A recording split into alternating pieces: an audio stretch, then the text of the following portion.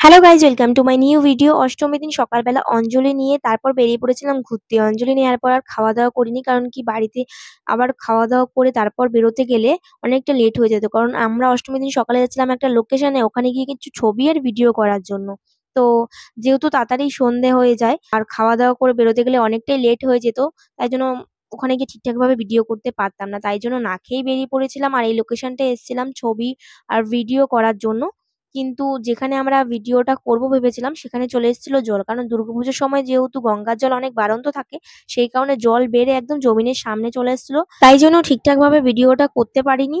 তবে দুই একটা ভিডিও আর ছবি তুলে তারপর চলে গেছিলাম বাড়িতে। আর এটা হলো আমাদের অষ্টমীর রাতের লুক। তো তাড়াহুড়ো এই কারণেই ছিল, যেহেতু রাত্রেবেলা আবার বেরোবো, তাই জন্য আর কি বেরিয়ে পড়েছিলাম দুই একটা ছবি ভিডিও করেই। আর দুই একটা ছবি আর ভিডিও করতে গিয়েই সন্ধ্যা হয়ে গেছিল। তারপর বাড়িতে এসে খাওয়া দাওয়া করে একটুখানি রেস্ট নিলাম।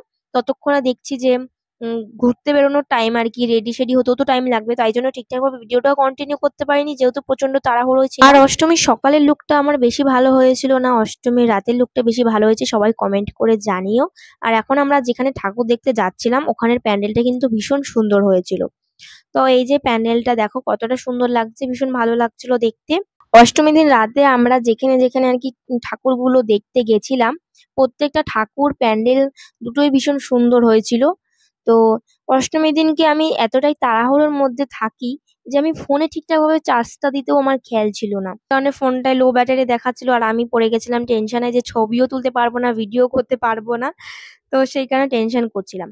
তো তারপর চলে গেছিলাম আমরা এই ঠাকুরটা দেখতে। আর এখানে কিন্তু প্যান্ডেলটা ভীষণ সুন্দর করেছে আর সামনে বাবা মহাদেবকে বসিয়ে রেখেছে, আর মহাদেবকে দেখলে তো আমার মনটা এমনি ভালো হয়ে যায়। তো দেখো সামনে থেকে কত বড় মহাদেবটা। তো আর গরমে তো আমার অবস্থা পুরোই খারাপ, কারণ আমার চুলটা ছিল ছাড়া। তো এত গরমের মধ্যে চুলটা ছেড়ে রেখেছিলাম, আর আমি আগে থেকে ভেবে রেখেছিলাম যে এই শাড়িটার সাথে আমি এরকম জুয়েলারি আর হেয়ারটা এরকম করবো। আর আমার হেয়ারটা যেহেতু কার্লি, সেই কারণে আর কি ছাড়লে পরে গাড়ির হাওয়াতে আরো বেশি আর কি সেটাকে ম্যানেজ করা আর কি কঠিন ব্যাপার হয়ে যায়।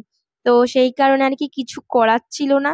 আর চুলটা ছাড়া থাকার কারণে বেশি গরম লাগছিল, ঘেমে পুরো অস্থির। তাই বরকে বলছিলাম দেখো আমার মুখটা কেমন কালো কালো লাগছে। তো যাই হোক, তারপর চলে এসেছিলাম অন্য আরেকটা ঠাকুর দেখতে। আর এখানের প্যানেলটাও বেশ সুন্দর করেছিল। আর এখানে ঠাকুর দেখার পর তারপর চলে গেছিলাম বরের কাছে। শুনলাম যে এখানে আরেকটা জায়গায় আর কি প্রেম মন্দিরের থিমটা করেছে, তাই জন্য চলে এসেছিলাম এখানে দেখতে। আর ভীষণ সুন্দর লাগছিল সামনে থেকে। কিন্তু ব্যাপারটা হচ্ছে এখানে আমি বাইরে ভিডিওটা করছিলাম, খুব সুন্দর লাগছিল দেখে। তো বাইরে ভিডিও করতে করতে যাচ্ছিলাম ভেতরে, আর ভেতরে যাব ঠিক ওই মুহূর্তে দেখছি ফোনটা আমার সুইচ অফ হয়ে গেছে।